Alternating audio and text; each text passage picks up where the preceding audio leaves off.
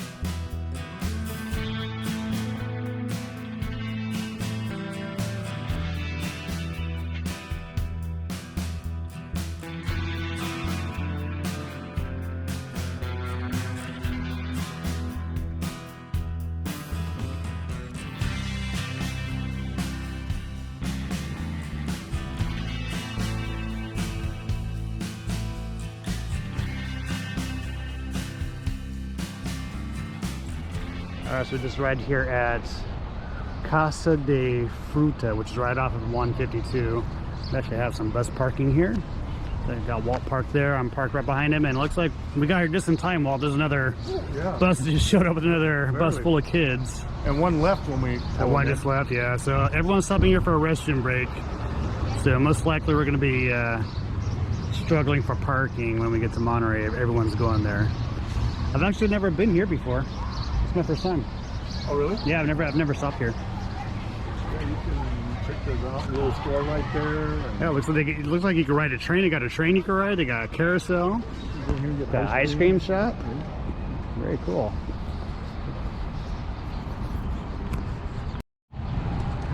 We are on a bit of a time limit, so we don't have too much time to explore. Check this out, nice little steam engine here. It's pretty cool. Oh, you can actually walk up here. Just check it out. Check that out.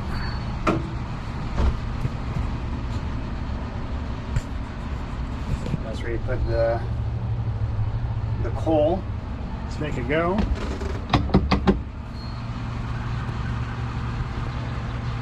Just a little thing to blow the horn. So it doesn't look like it's currently in operation, but they have a Casa de Choo-Choo. This is where you get on your train and go for a ride around their park here. Looks like a whoa. Peacock. What's that, peacock? Never seen a peacock fly before. At least not that high. Yeah, looks like their carousel's down for maintenance. It's possible because of COVID, it's just not running. I don't know. But judging by the fencing and how dusty it is, it's been a while since it's been in operation. Yep, they got a playground for the kids to get their energy levels out while they're on a road trip. No barrier for the railroad tracks, so you can just walk right across it. Got some ducks here at the pond. Kids are over there using the restroom and playing, getting their energy out. Having a good time. Got a little bit of a history here about mining. Check this out.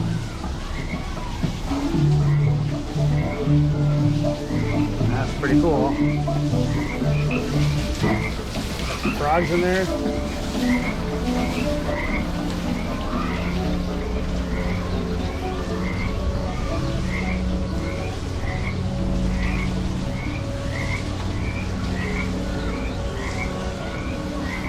course, they have some eateries here, got some restaurant, got some shopping. Really nice place to stop and, you know, spend a good hour or so from your long car trip or a bus ride like this one. We got Classic Charter parked behind us with their double-decker.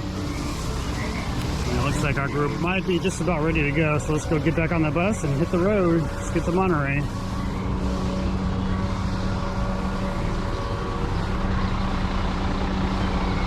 I wish we could do double-deckers for our charter trips, but we don't use them for charter, we only use them for commuting.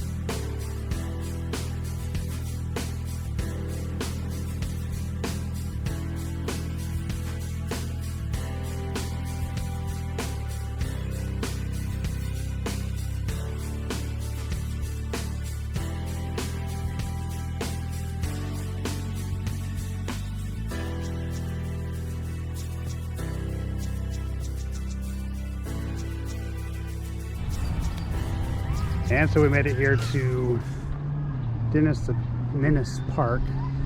Not sure why it's called that. I don't really see much of a theming going on. It's basically just a lake here with some picnic benches. They're having their lunch. You can rent some those swan paddle boats around the corner there. That's pretty much it here. So it's actually called the El Estero picnic area. So Menace Park must be like on the opposite side of the compound, way over there. Because, like I said, not much theming going on. I don't know why they call it Menace. Maybe we'll see it when we drive by it later, but our kids are over here just doing their thing, getting their energy out before going to the aquarium. They didn't get my dad jokes. When I pulled up, they said, why are we parked next to a cemetery? This is so we could have a nice quiet lunch, and nobody got it. Yeah, my dad jokes aren't on point today. So I can see on the other side of the baseball field here, way over there, there actually is like a playground. So there must be more theming over there. And we parked the buses right over here. So we parked right up the street here. Make sure we don't get by any cars as we cross the street, but yep, just kind of pulled right in here. Kids walk over to the park and they'll walk back when they're done. We'll head over to the aquarium. And we made it to the aquarium. Found our bus parking right here. We actually offloaded right here and had the kids just walk down a block and a half to the aquarium, because as you can see, we got school buses parked where I normally would park when I'm here. And I'll show you the crowds of people that are here. It looks really busy here today. So we walked down the street here. Walt was telling me there was a restaurant right there that was really good, but it's closed. It looks like it's closed for good. And that's one thing that's happened with this pandemic, not just with the bus industry, but every single industry. Some of them will not come back. It's just a major loss for everybody. This is like a little shopping center here, like a mall, but it's like nothing here. It's completely empty. So you're saying this used to be all full of like clothing shops and wholesale outlet? That was a store right there. This was a store. Wow. A clothing store. This whole place. I'm surprised we could even walk in here with it just being empty. Well, there's one store that has some stuff in it.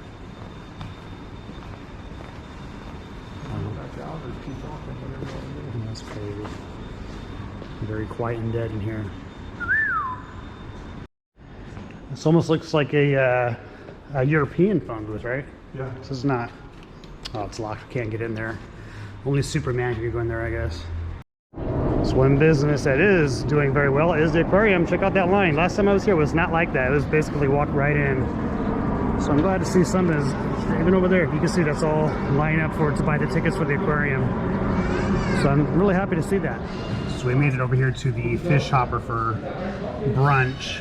We did have a sea lion or an otter swimming right here, but they took off. Oh well. I'm just gonna try and get him on video. So anyways, this is what we're dealing with for lunch. I'm on a romantic date with my buddy Walt. He got a clam chowder bread bowl, and I got a snapper sandwich. Check that out. Came back, right there, swimming. Little otter. It's not a sea lion, it's a sea otter. Now he's close enough to see what he is. And there he goes. He's digging into a clam. He went down there and got a clam.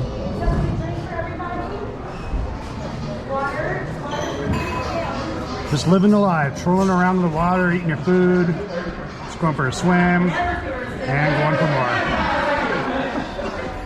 And we made it back to the bus. Had an awesome lunch, great salmon, or snapper. Fish hopper is definitely the spot to go to here in Monterey if you're in the area. They have a few other great restaurants, but I enjoy the fish hopper. It's decent prices, and yeah, good walk. I'm out of breath because it's an uphill walk all the way back from over there, so burn some of those calories back off. So anyways, gonna hang out here, wait for the students to get back, and we will head back to drop them off. And now we're back to Casa de Fruta, where we took our rest break earlier. Looks like we met up with our classic charter double-decker. He was here earlier as well. So we left Monterey. Yeah, what a difference in weather. It's nice and warm here. It was cold over in Monterey. Check that out. The carousel is now open. So I guess they just block it off when it's closed. That way people don't climb on it. I guess that's what they're doing. So anyways, restroom break, grab a few snacks and keep on going.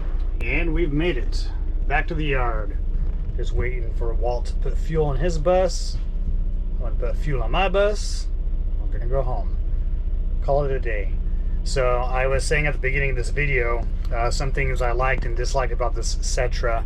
We only have 2 Setras in our entire fleet for store, and we have several hundred vehicles, so they're definitely the 2 odd vehicles out of everything we own. I'm not sure, you know, the story on how we've acquired them or anything like that, but I do know they're new. So I would say the biggest thing that I don't like about the Setra, and I don't want to say it's not that I don't like it, it's just I'm not used to it, because like I said, we have so many other vehicles. We're so used to them, and we're not used to the Setras when we do drive them. What I mean by that is basically the mirrors. So as you've noticed, the mirrors, the little dog ears or the praying mantis ears, they stick out like that. So that's what you're looking at. That's your view. I mean, they're a great view, okay? Don't get me wrong. You get great coverage with those mirrors. But the thing is, you're just so used to mirrors being down here, you always want to go look to here first. And you're like, oh yeah, well, I gotta look up there to get my actual view of what I'm looking at. These side mirrors are not that helpful. They're just there. And it's always been a question is, why are they there? We've noticed that in America, with these mirrors up top, they also put these mirrors here. And you can tell they're afterthoughts. They're very cheap compared to the look of these, and even the feel. They just feel cheap. They're just bolted in, where these are like really flush, and you know, they match with everything that's going on with the design. These just seem like afterthoughts, so we don't like them. I mean, they do kind of help you with the blind spots. Like I said, we don't know why they're there. We've even asked one of the guys over at Mercedes-Benz down at UMA when we're at the bus expo. We're asking him, hey, why are these mirrors here? And he couldn't give us a clear answer as to why we do that here in America. Other countries that have these types of buses with the praying mantis dog ears that extend out over the front of the windshield, they don't have these. You know, they don't use those at all. They just use those. So I don't know. That's just the biggest gripe I have with this bus, other than the fact that it's just different as far as the controls go and everything. Just not used to it, I guess you could say. It's not that I don't like it. However, I have to say that I'm really starting to get attached to this bus now that I've been driving it more often. I'm actually starting to prefer it over a Van Hool, which isn't saying much because I'm not a big fan of Van Hool, but I've always preferred Van Hool over the Setra. But I feel I'm starting to get to the point to where I'm actually preferring the Setra over a Van Hool. And mainly it's because of the ride. It rides very smooth. It turns very sharp. Those back tag axles pivot when you turn the steering wheel, and you can just turn this thing on a dime. I mean, you could go through a tight parking lot with this vehicle and be very confident. Your tail swing's not as prominent. There's just so many good things about it that I like over the Van Hool. Mainly, it does not bounce. The suspension on this bus is amazing. It's a great suspension. The air ride is perfect. Man, if only Van Hools can borrow some of the technology and like the onboard technology as MCI, and also the suspension as the Setras, I think we'd be a winner. All right, I'll be right back. I gotta pull up so I can put fuel. All right, we got the fuel going. So like I said, overall, I think I'm starting to like the Setra, and yeah, I'm gonna stop talking bad about it because I think I'm actually starting to like it a lot better. Not as much as I like MCIs, okay? If you guys have paid attention to everything I've been saying on this channel, MCI is definitely my favorite. Gotta go with MCIs always. So anyways, that's gonna do it for this episode, guys. Really appreciate you all for being here. I just want to add here real quick, as of right now, we are hiring for charter drivers, for Buses Express drivers. So definitely go to our website, storecoachways.com, and I'll put a link to that in the description box below. And if you do apply, make sure on your application you put me as your referral, John Clary. I do get a little bit of a bonus kickback for that if you do that, so I'd appreciate it. And of course, if you have any questions at all, you're welcome to email me, acharteredlife@gmail.com. Shoot me a message down below in the comment section. Yeah, we'll make things happen. If you want to become a charter bus driver, if you like what you see, what I'm showing here, and you're interested in the industry, but you don't have your license, that's okay. We have a full training program where you can come in as long as you pass the minimum qualifications. Again, message me for more information. I can give you all the details, but we will send you through the training program here at our Modesto yard or San Francisco yard if you're from over there. You know, that's totally fine also. But just reach out to me and I can explain everything to you guys. We can get you licensed and get you your bus license. We have that capability. All right, guys, we will see you down the road.